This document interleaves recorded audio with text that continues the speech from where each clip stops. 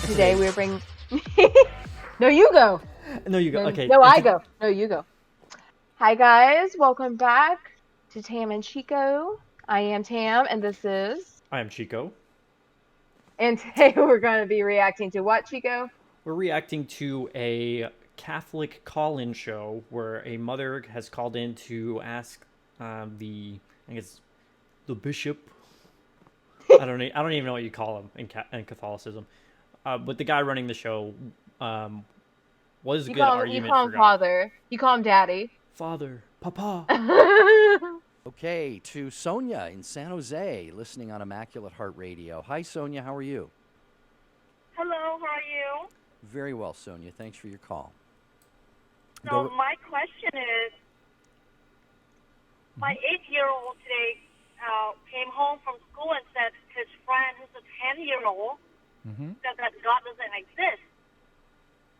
Okay. And he says, well, there's no evidence that God exists. And I said, no, there is evidence that God exists. And my son said, well, can you give me something so I can show it to him?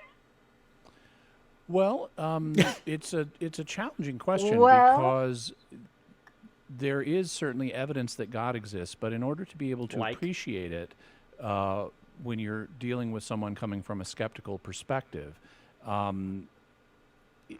it can get into some fairly deep waters philosophically.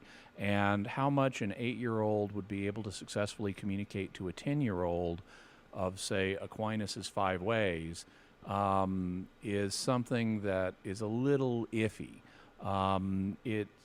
There are ways of talking to children about the existence of God, but they're usually not up to handling a philosophical proof of God's existence. Now, Isn't that kind of a bad thing? Yeah. Oh, I'm just taking all this in. The thing, it's like you wait. This is why the Bible, the church, says you need to train up a child in the way that they should go, and when they get older, they will not depart from it. That's indoctrination. That's the whole thing. You indoctrinate them young, and that cancer sticks with them.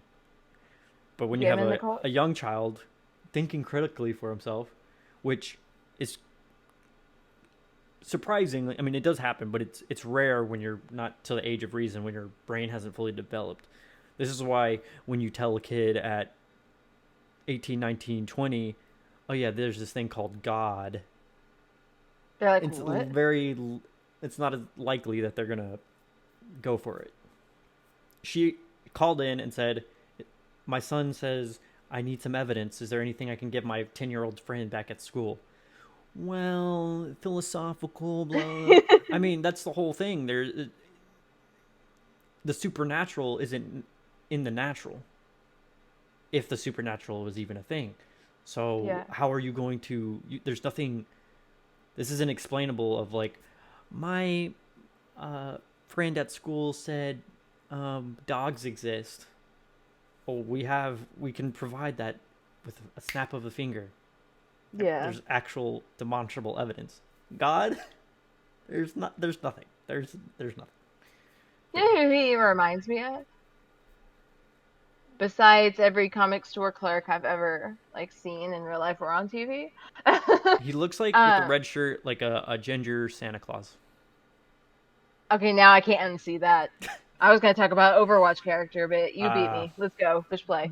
there are things that you can do. Like, I mean, when I was 5 years old, I don't know that I've ever told this story publicly before, but when I was 5 years old, I became aware that the father of a couple of friends of mine was an atheist. And I said, I'd not encountered that concept before, that someone didn't believe in God's existence.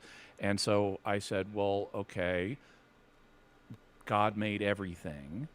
Therefore, God made the planets.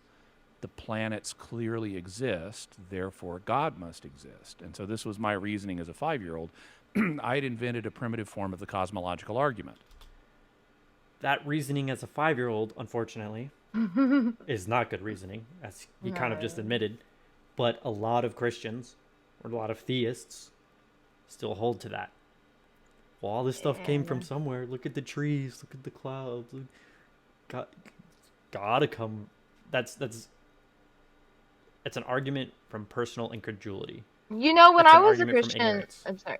When No, I you're was a Christian, I used to say the same stuff. I actually have a very vivid memory of sitting out on the farm and looking around at the sunset and being like, how could this person not believe in God? This is all so beautiful. Without realizing that God's not even an option on the table. And that's something I didn't know because I was indoctrinated. God's not an option on the table for an explanation at all. At all. The only people taking it seriously are the believers, not the people actually studying in these fields. All right, Oh, you ready? all right, Ginger, Dumbledore, what else you got to tell us? And so I went to my friends and said, well, if your dad doesn't believe in the existence of God, who does he think made the planets? And they said he doesn't know. Pause. He said he doesn't know. That's coming with the pre-assumption that things were created. Yeah, which means there's a creator. Creator, which sneaking in like I said, something that it's not you have to it's not demonstrate. even about probability here. It's that isn't an option on the table. You know, on the kind of 5-year-old level, I sort of won that one. But it's a challenge to, you know, today, if I were to articulate the cosmological argument, which doesn't actually have to involve planets, it just involves the. It also doesn't have to involve God. In fact, it doesn't. The Kalam cosmological argument is everything that exists came from something, and God is just the ultimate. I mean, what we've already pretty much said. It also doesn't have to involve children. I mean, what True. child? Why are we talking about the Kalam, which a lot of grown adults can't wrap their heads around? So there's some problems with the premises in the Kalam, but it's basically saying whatever came into existence had a cause.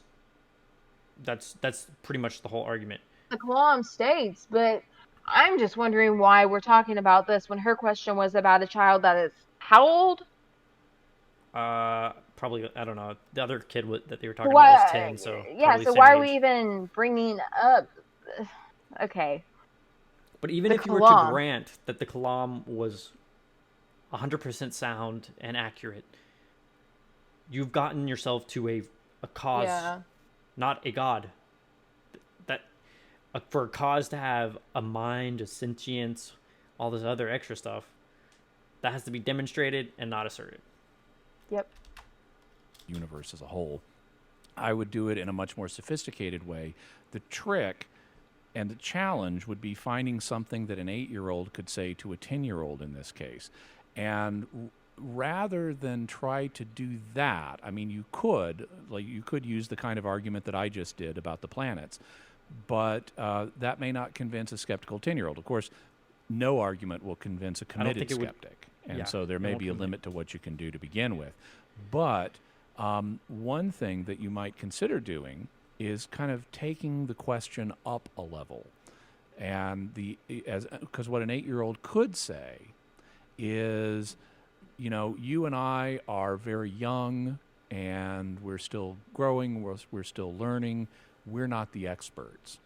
But there are very Is there an expert? Famous, very smart people who have considered this question, and the great majority of them have concluded that God exists. No.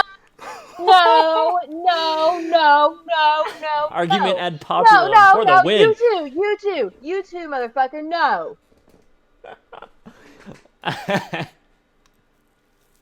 The majority. Because a lot of people believed back then that the Earth was flat. It had to be flat. All right, moving on. And so, you know, we may need to wait until we grow up to fully appreciate their arguments. And I know your parents may say something different about this than my parents, but the truth is that the great majority of people who have looked at this question have concluded that God exists. And they're older Therefore, and have studied more and know more than we do. One day we'll know just as much as them, but that's also we're not true. there yet. And so we should go along with the best evidence that we have based on what the experts say, just like we go along with the best evidence we have, say, based on what medical experts like doctors say. So I would consider having him discuss the question in those terms, not in terms of what he as an 8-year-old can prove, but what the experts who have considered the question as adults have concluded. How does that Sorry. sound, Sonia? Pause. So I have something to say. Obviously. They're looking for reasons to keep him believing in God. And they don't see an issue with that. They're not looking for ways that he can observe the world around him. They're not looking for ways that could lead him to the answers or to help him think critically. They're looking for ways to keep him believing in God, and they don't see an issue with that, and it's driving me up a fucking wall. Come on, Yeah.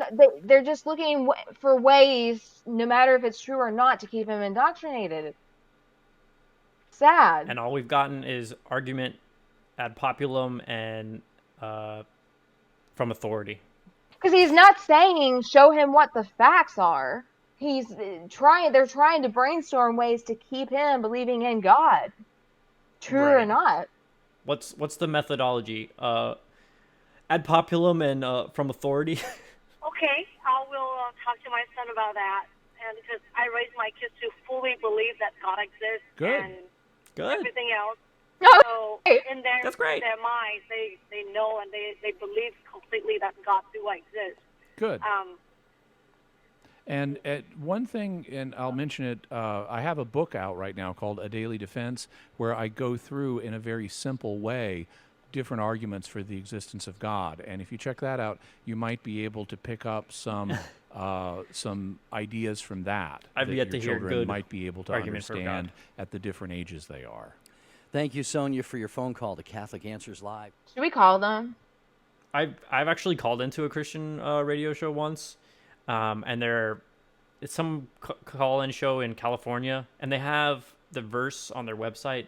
That's the very first thing you see is 1 Peter 3:15, which is Ah, be shit. ready to give an example for your faith or whatever.